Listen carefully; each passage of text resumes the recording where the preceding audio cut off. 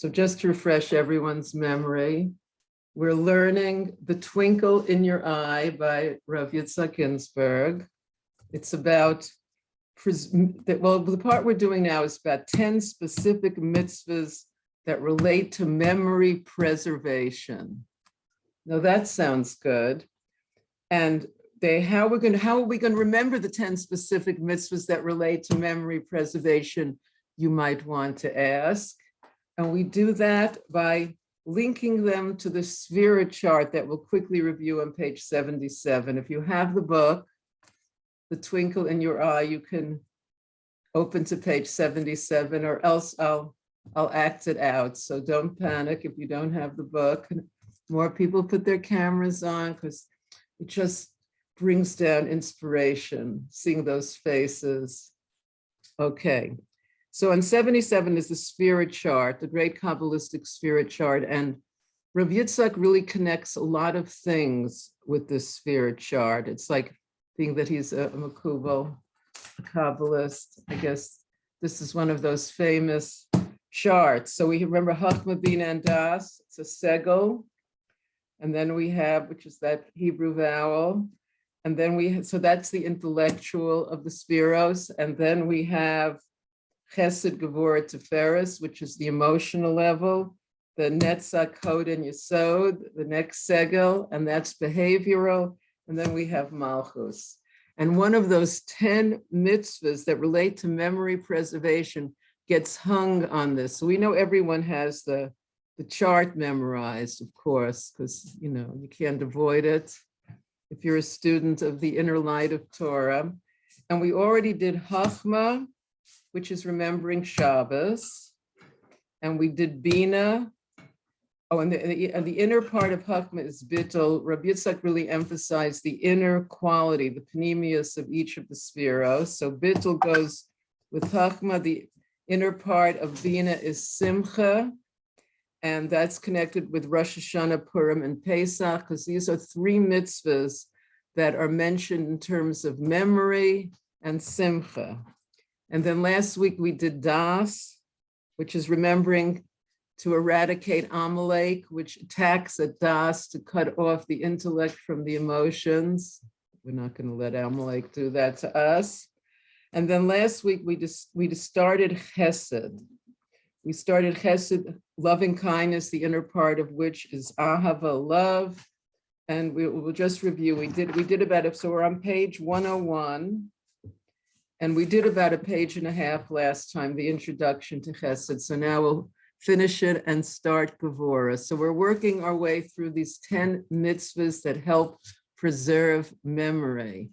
And for those who are excited to know, the next book we're going to learn, I guess it looks kind of backwards on Zoom, is Rabbi Yitzchak's book, Living in Divine Space. Now that's really exciting, but it'll take another month before we're up to there. So everyone will have time to get the book for those who like to look in, okay?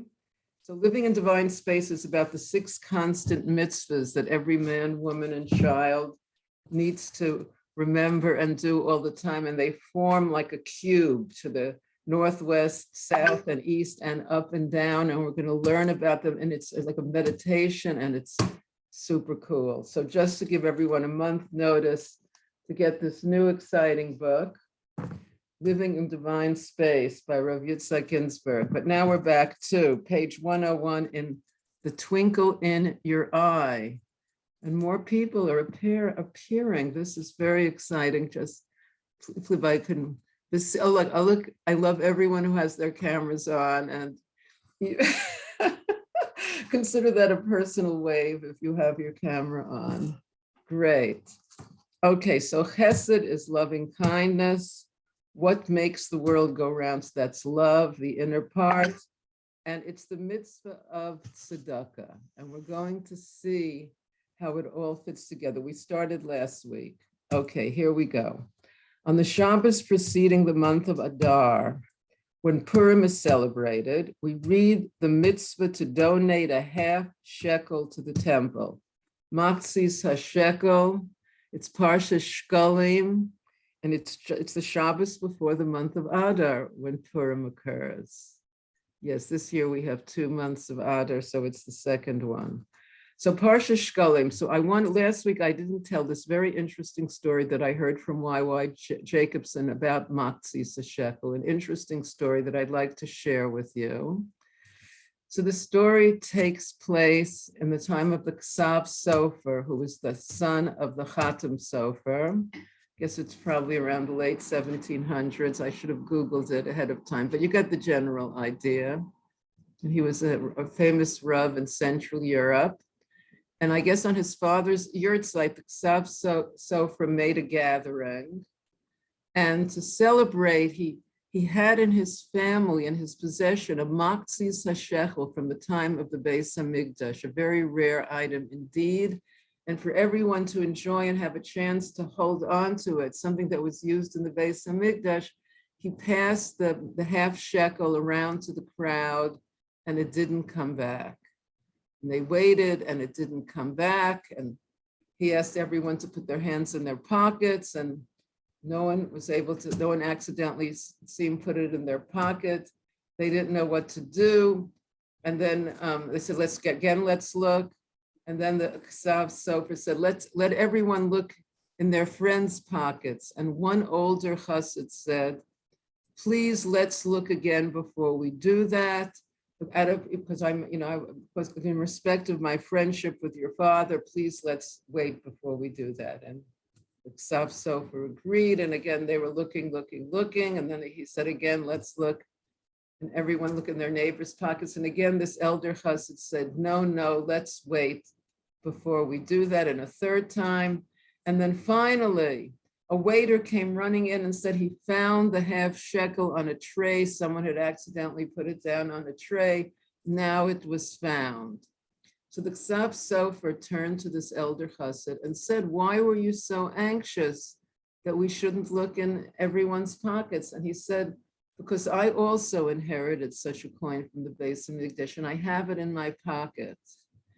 So the Ksav Sofer said, look how quick we are to judge people. Look what we would have thought if we had found, if it turned out that this half shekel was in this guy's pocket, we would all jump to the conclusion that he would have stolen it. Look how fast we are to judge other people. So you can add that to the stories of why we should drop the judgment, right? Because we never know. You just never know who might have inherited a half a shekel from the Beis Hamikdash.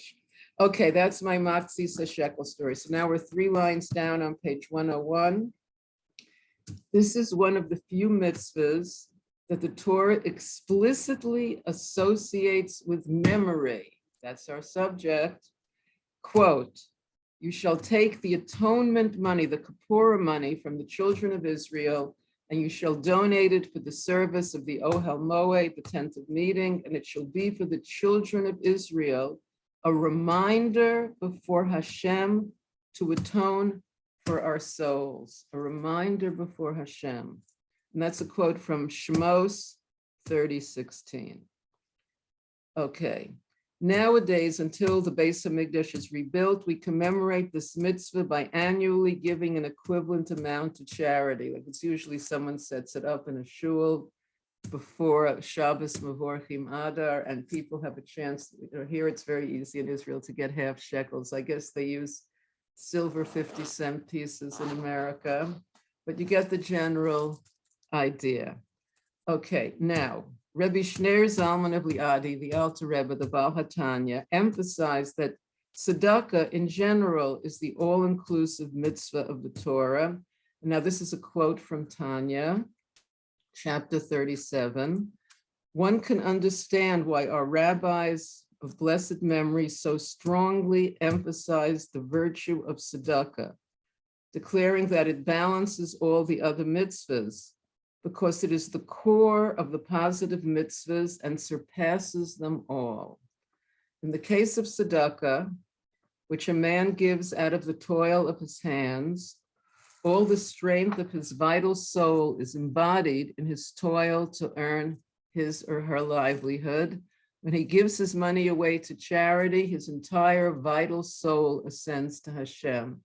And we mentioned last time that also the Alter Rebbe mentions after this, even people the expression was like we're eating at the table of their parents, like they're living at home. They don't, maybe they're learning, they don't have to work, even though they give from their allowance, they give from their money. It's also, they could have bought something for themselves, and instead they're giving it to tzedakah.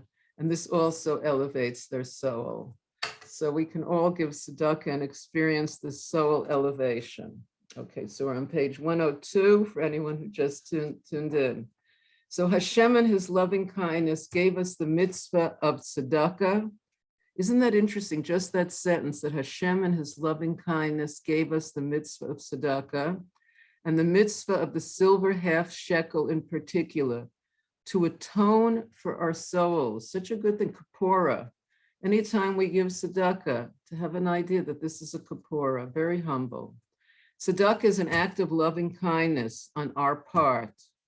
So the half shekel is closely associated with Hashem's love for us and our reciprocal love for Hashem. Isn't that interesting that it's like Hashem loves us, he gives us a way to have kapora, to atone for our souls by giving tzedakah. What a deal that Hashem built that in to the universe. And when we give tzedakah, we're expressing our love for Hashem. I think this is a very good advertisement for anyone who's collecting tzedakah. Just take out this chapter, All right, so donating a silver half shekel to tzedakah is donating the essence of one's love to Hashem. And this is beautiful, beautiful. Donating the essence of our love to Hashem. Put that coin in the pushka, give it to a handy poor person that's around, and we're donating the essence of our love to Hashem.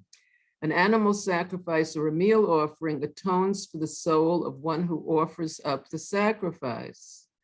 So now when we don't bring animal sacrifices, we give tzedakah, it says in the Tanya. So to a coin, a man-made object formed from an inanimate metal, can also be an atonement, a kapora. In his great loving kindness and compassion, Hashem allowed us to make an exchange transaction, a half shekel for our soul. And we spoke about how shekel and soul nefesh are the same gematria, 430. And that's where we got up to last time. So now we're up to fresh material. Okay, continuing in this idea. So we're in the middle of page 102. In the wilderness, Moshe collected the first beloved half shekels and used them in the construction of the Beit Midrash. We can all remember back to that time. The total weight of the half shekel contribution from the 600,000 Jewish souls was 100 talents of pure silver. Moshe used these for, quote, casting the sockets of the sanctuary and the sockets of the dividing curtain. If you've ever seen a picture, of the pieces of the Mishkan, the parts of the Mishkan, there were these big crushing, these big wooden beams, and they had like a peg-like bottom that would fit into these silver bases, these silver sockets that went all around the Mishkan, right? Because it was a portable structure that it wasn't dug into the ground. It was something on the ground. It had sockets right next to each other, and the board stood in these silver sockets. Okay. But there was a surplus of 3,550 souls who donated another 1,775 shekels, which for those who like dividing by 2 is 3,550 half shekels. Moshe used the extra silver to make hooks for the pillars to cover their tops and to band them. So there were hooks on the top of these pillars, okay? So these were also made from those 1,775 shekels. Kabbalah and Hasidics explain that the additional number of 3,550 souls were special Jewish souls.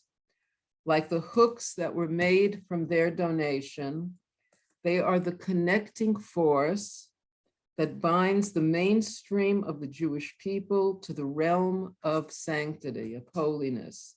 The final redemption, the Geula Shalema, depends on recollecting and reconnecting these special souls. So you never can tell where you might find a special soul that needs reconnecting. And there's so much good energy there. I mean, the Rebbe was telling us, where is the energy? You want to have fun and have nachas? Reconnect a soul. Yes, that's where it's at. The Midrash relates that Moshe gave an account of how he had made use of all the donations. But when he reached the surplus silver, he couldn't remember what he had done with it. Moshe was worried that the skeptics would think that he had desecrated the Jewish people's heartfelt donation by taking the silver for his own use. But he was miraculously reminded of how he had used them. Now, here's a very interesting footnote 9, which is on page 172, if you happen to have the book at hand. Otherwise, I'm about to tell you what it says. Now, this is very interesting. There are various versions to the end of the story. Now, there's 3 versions. Get this. 1, either Hashem illuminated his eyes and he looked up and saw the hooks and remembered. So Hashem illuminated his eyes, he looked up and remembered. That's 1. Or 2, a divine voice called out the verse from heaven to remind him. That's 2. And 3, or Hashem showed him the letter Vav, which looks like a hook and means hook. And that reminded him what he had done with the surplus shekel. Oh, and it says, mentioned by the Chatam Sofer in his book, Torah's Moshe. And we just mentioned the story was about the Ksav Sofer. Now that is Hashgacha Pratis. Don't you love when that happens? Yes, that's a quote from Schwartzy. Okay, so I thought this was very interesting. Imagine when we walk out on the porch to the closet and open the closet and we forgot what we're looking for. I'm sure it's happened to others, not only me. So when we remember, we should feel, Hashem illuminated our eyes, like either he just put the word. We have to be thankful to Hashem when we remember what we're looking for in the closet, because Hashem is illuminating our eyes. Yes. Okay, back to 103, after footnote 9. The revelation was so astounding that profound Kabbalah secrets abound about the Torah verse that enumerates the forgotten account. So much so that this verse even alludes to the year of the final redemption. That part I haven't heard, which year it's alluding to, but I did learn from Y.Y. Jacobson a sikha that the Rebbe gave also on these special shkalim. Since giving the half shekel for the temple service for the Beit Midrash is a form of tzedakah, we can generalize by saying that donating money to any holy institution or any Jewish person strengthens memory. Now that's very cool. Strengthen your memory by giving tzedakah. It's getting more and more tempting. Money represents our life's achievements, and giving of it to tzedakah means that we are prepared to forfeit some of ourselves for the loftier purpose of loving kindness. So this forfeiting part of our ego. So forfeiting part of the ego, we spoke about when we were learning our book last year, Transforming Darkness into Light, that it's good to give Hashem credit for the good that we do, not let the ego take credit. Like Hashem gave us the energy, Hashem gave us the situation, and Hashem gave us the motivation. Because if we take credit for it and we let the ego go up, look, there's my name plastered on the wall in lights, So that could be harmful, harmful for the ego, because the ego goes up. And when the ego goes up, the ego feels eskumpmir, it's coming to me, I'm entitled to something. Where's my name? It should have bigger lights. So the idea is to avoid that. And then there's that plunge crash of the ego coming down, just to give Hashem credit for the good that we do. It's a wonderful thing to not fall into entitlement that somebody owes me this, because anyone who feels, in Yiddish, it's es kommt mir, it's coming to me. And it's total failure in life, because no one wants to give anything to anyone that feels es kommt mir, because they feel it's coming to them. I'm not even doing anything. So it's a great thing to avoid. One of the basic teachings of Torah Nefesh, Rabbi Yitzchak Ginzburg School of Torah Psychology. Okay, so last paragraph. Indeed, the verse from Mishlei chapter 10, line 2 is charity saves from death. No, there is a perk. And a quote from the Gemara Talmud Baba Basra 10a, Tzedakah is great because it brings the Geula closer. It brings the redemption closer. This is a tremendous advertisement. I feel like going out with my pushkin collecting stuff, giving tzedakah. That's what I meant. Okay. So even though the Beit Midrash has not yet been rebuilt, every coin that we give to tzedakah is ransom for our souls.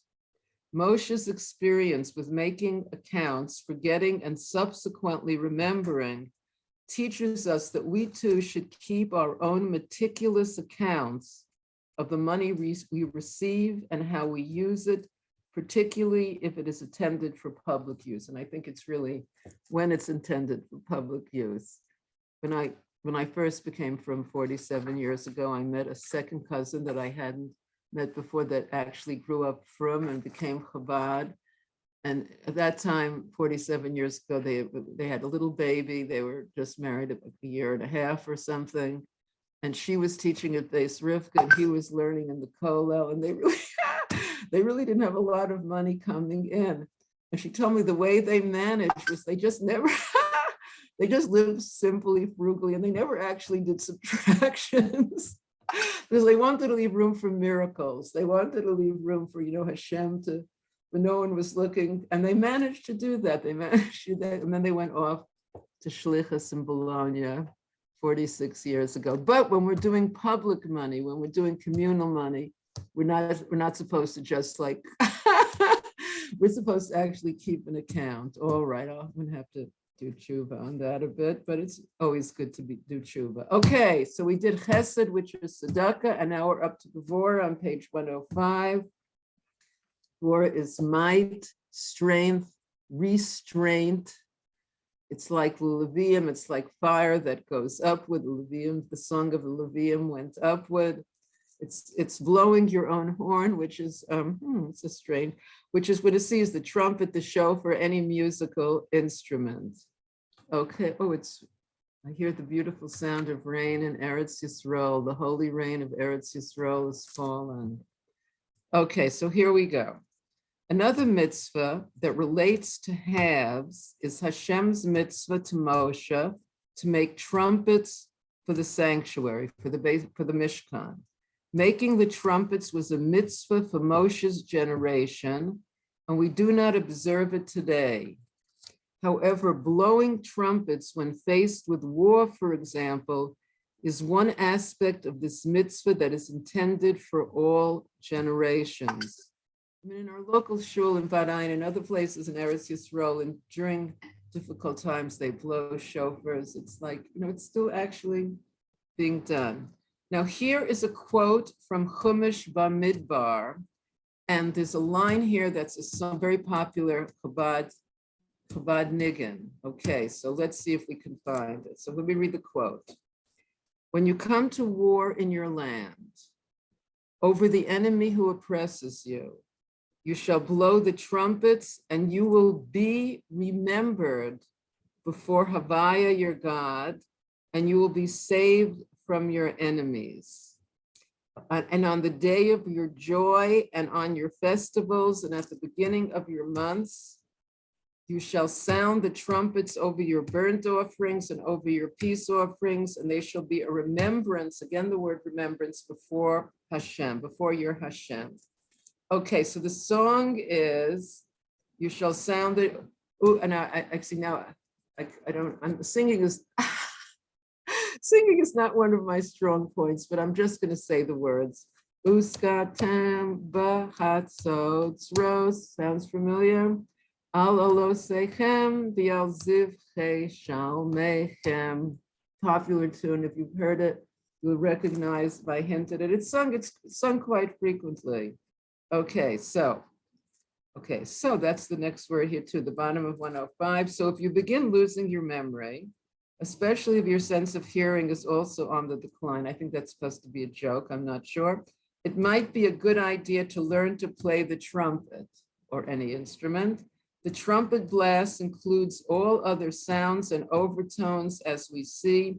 So playing any musical instrument may be good, is good for memory. So we all take music lessons at the age of 9 or something. I want everyone to find that instrument or learn a new one completely. Makes me want to take a few flute or recorder lessons. It's good for the memory, and just play a niggin on your own. It's very deep, right? Have I convinced everyone? I'm getting a cut from all the music teachers in the world now, just to let you know. Okay. Top of 106, music has the power to take life and resurrect the dead. Now tell me that's cool. Hasidus teaches that Moshe knew the melody of every individual soul root and could resurrect the dead with music.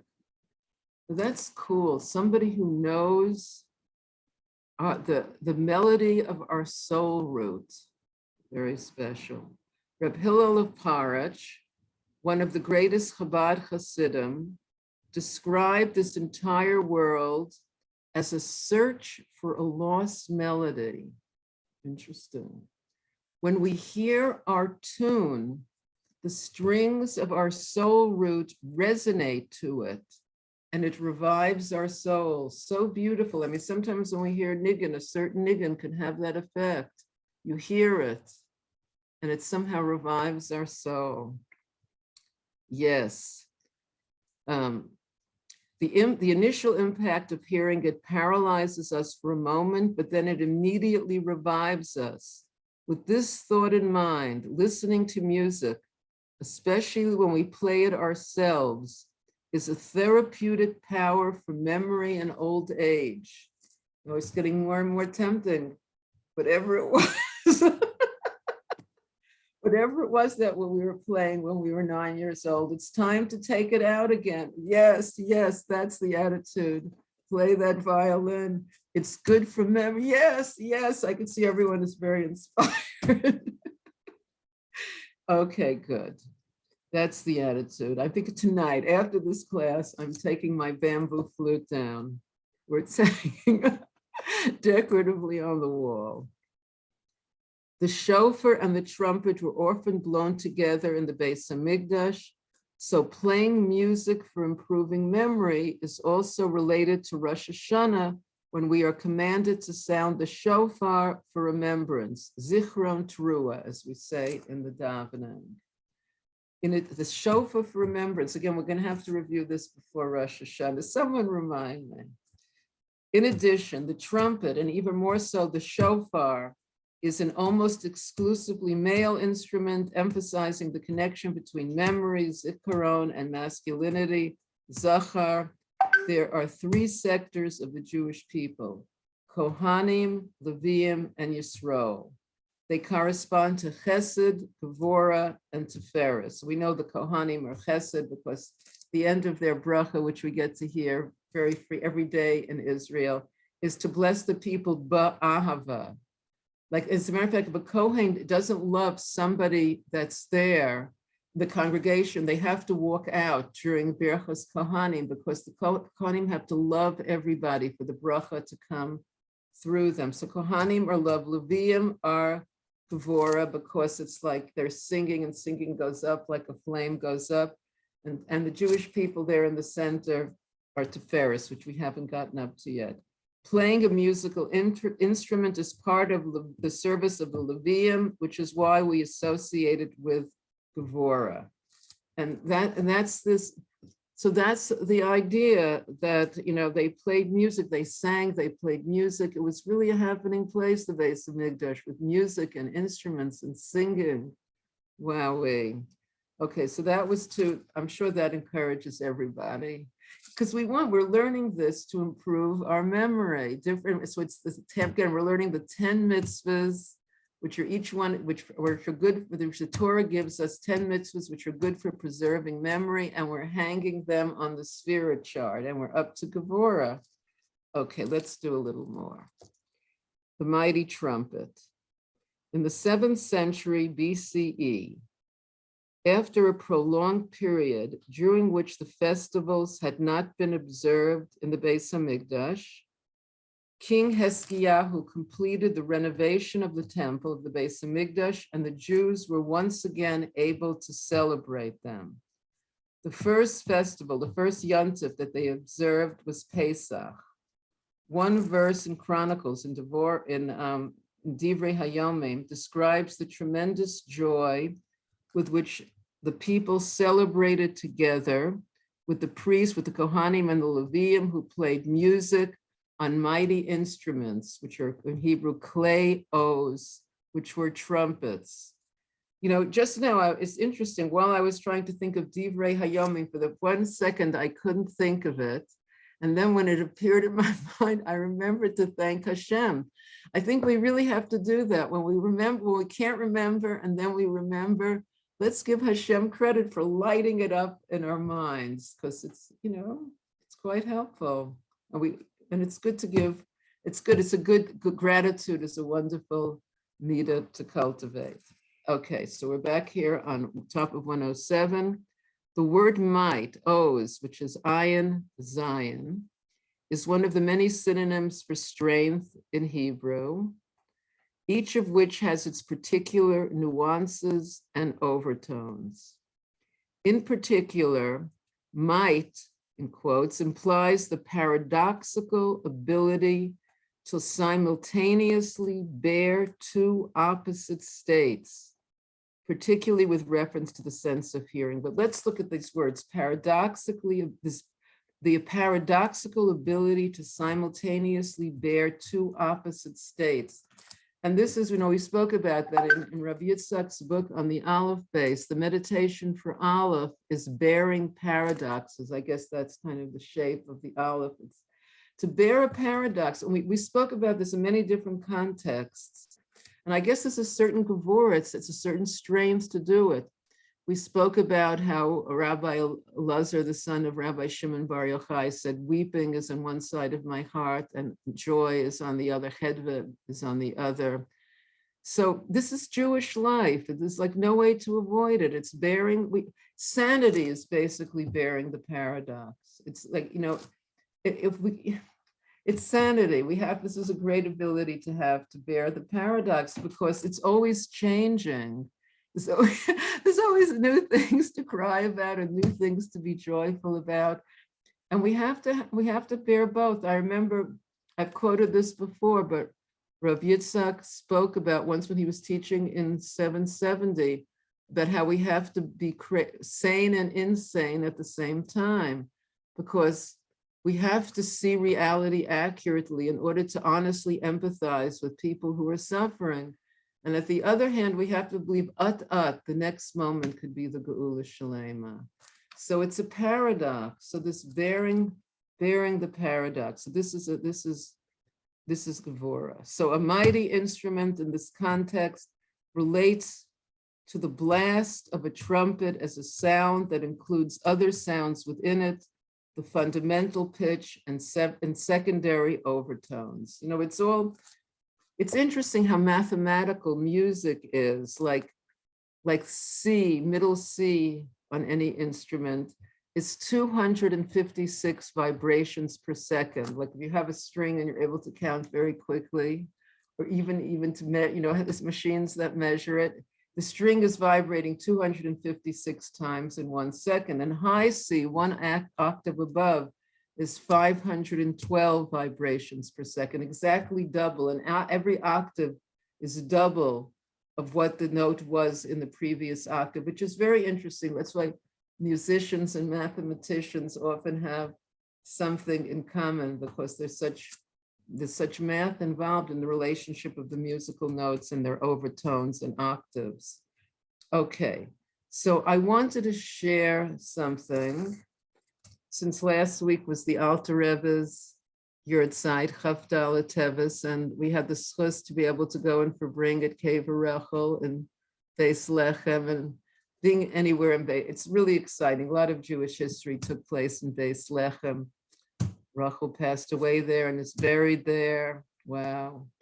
and David was born there. David HaMelech was born there, and he was anointed king there. And Ruth and Boaz met there and married there. So it's a heavy, it's one of those places. So it was very exciting to be there. We actually even had an inside room to Fabring, which was special because we have Fabring right out in the street, which is also a special experience when you're in Beis Lechem, L'chaim. So and we had the 10 Nigunim of the Alter Rebbe played by Rachel Ferenczi on her piano. And they say when you're singing the nigun of a Rebbe or the Arizal, you bring that person down. You bring that person down. There was that feeling of the Alter Rebbe being with us. And I want to share something that I really felt I finally learned. I mean, it's a funny thing to say because Tanya Chita, since I've been from 47 years, I've been doing it 47 times, but it always seems new. There's always new and exciting things. It never feels, oh, I did that last year. And this year, there's an insight that I'd like to share with you, because for me, it was life-changing. And I want to credit Effie Ehrenberg. Somehow it was his teaching that really brought it home to me. But this idea that the Alter Rebbe wants us to identify as a Beinoni. It's like we should consider ourselves a Beinoni. We might slip from time to time. We might do something very super tzaddikus from time to time, but we need to go back to that strong center, that we need to have a strong center to identify as a Beinoni. And it's just, because the Alter Rebbe begins the Tanya right away by saying if we identify as a Russia, either we'll be depressed, I'm a Russia, I've ruined my life, I'm a Russia. And then we're not able to serve Hashem b'simcha, which is one of the things that Hasidus came into the world to help us be b'simcha, right? Gang, yes, okay. So, or if we're not depressed, we'll just become like, lightheaded, like it doesn't matter what I do, I'm a Russia. Okay, look, I have, it's proven I'm a Russia. So why shouldn't I just be honest and be a Russia? I mean, why should I? All my friends who thought I was at stake, because we knew they were wrong all along, but I'm a Russia. So the Alter Rebbe felt it's not good to identify as a Russia. We have to identify as a Beinoni. Even if we sometimes slip, let's go right back up and identify as a Beinoni. Like we can't wait, we need that strong center. And it's a funny thing that it took me 47 years to reach that. I'm a slow learner in some ways. But I feel it's such an important point. It's, to me, I really feel it's a life-changing point because it's what is our identity? Who are we identifying? What are we identifying as? And it's very nice to identify as a Beinoni. And the Alter Rebbe says, Alavai to be a Beinoni and not a Russia, even for a moment. So Alavai to be a Beinoni for a moment, we can do that. Okay, well, one moment, okay, even on a bad day, we can get one moment that we can Alavai to be a Beinoni, and Alavai to not be someone put a Beinoni in training, all right, but a Beinoni, practicing. We're practicing to be a Beinoni, but to identify, that the identity is so important. We can't, and it takes effort, it takes holding on to that identity, to identify as it and to come back to it.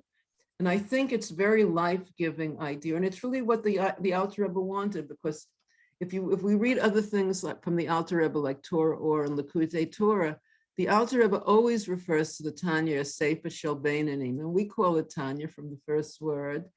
But he really wanted us to understand, because it was a revolutionary concept. Before then, as we've spoken many times, there was Tzaddik and Russia, and some like teenager could feel, I'm a Tzaddik, I'm going to be just like Rabbi Akiva, and then he's walking in the street and suddenly has some terrible thought and feels, oh look, I'm not a Tzaddik, I'm a Russia. So should I be honest? Should I pretend to be something I'm not? Or should I go someplace else and lead an honest life? But the Alter Rebbe said there's a third choice. There's the choice of identifying as a Beinoni. And the Beinoni is like Kurasha, like that's what it says in the first line of Tanya. Even if all your best friends say you're tzaddikas, consider yourself Kurasha, like a Russia. Who's like a Russia? The Beinoni. How is the Beinoni like a Russia? Because any thought can arise in our mind. Even if we've been working on ourselves for 47 years, the Alter Rebbe says, don't be shocked. Don't be shocked. Any thought, that's the whole avoda of the Beinoni, is thought management, really. To know which thoughts we should follow and which thoughts will, lead us to insanity. I'm laughing and crying at the same time. Don't get me wrong. We've all done it. So the thought management to catch it, and that's the avoda of the Beinoni. And don't be shocked when we have another thought. So I just want to put those few plugs in for the Beinoni. And again, so I think in the text, we'll stop here on 107. And for those people who came in late, I want to say that our next book, so we have a few more mitzvahs to go here. I think it'll take us at least a month. So everyone has time to get the next exciting book. We're going to learn Living in Divine Space. I guess you see it backwards on Zoom, by Rav Yitzchak Ginzburg. And it's about the 6 constant mitzvahs that every man and woman has. And it's like a meditation. You might have heard the meditation before. Like they're north, south, east, and west of us, up and down. We could be in this cube in divine space where we're surrounded by 6 constant mitzvahs. So everyone should have time to get, for those who like to look on. And it's a good book to have in your library, so we can remember the 6 constant mitzvahs. They're in the Siddur, actually. They're all right after Elenu. If you want a head start on knowing what they are, you can find them right after Elenu in the Siddur. Okay, so we're in the middle of Gevurah, and next time in Metz Hashem, we'll finish Gevurah and do Tiferes, and we're working our way very nicely through, again, what we're learning, the 10 mitzvahs from the Torah that when we're doing them, strengthen memory. Okay, so now I would like to take our get well picture. It's Rosh Chodesh, and I forgot, I want to wish everybody a Chodesh Tov. It should be a Chodesh of the Siras Tovos for one and all. And let's take our group picture, if everyone now put on that get well smile. Come on, a few more people. Come on, it's a mitzvah. It's the get well picture. It looks better with faces rather than just names. Okay, are we ready? 1, 2, 3. Yes, I've become very technical. It used to take me about 7 tries to do that. And now after 2 years, in the blink of an eye. All right, so I want to thank everyone. So it's 9:14. There's 1 minute before the next class for those who are staying. So you have time to get up, jump up and down, make a l'chaim. So good. I really love you all. Thank you all for coming. It's wonderful. Great attendance tonight. Chodesh Tov, a good sweet month, and see you next Sunday in Meretz Hashem. Chodesh Tov, lots of love. Shalom, shalom.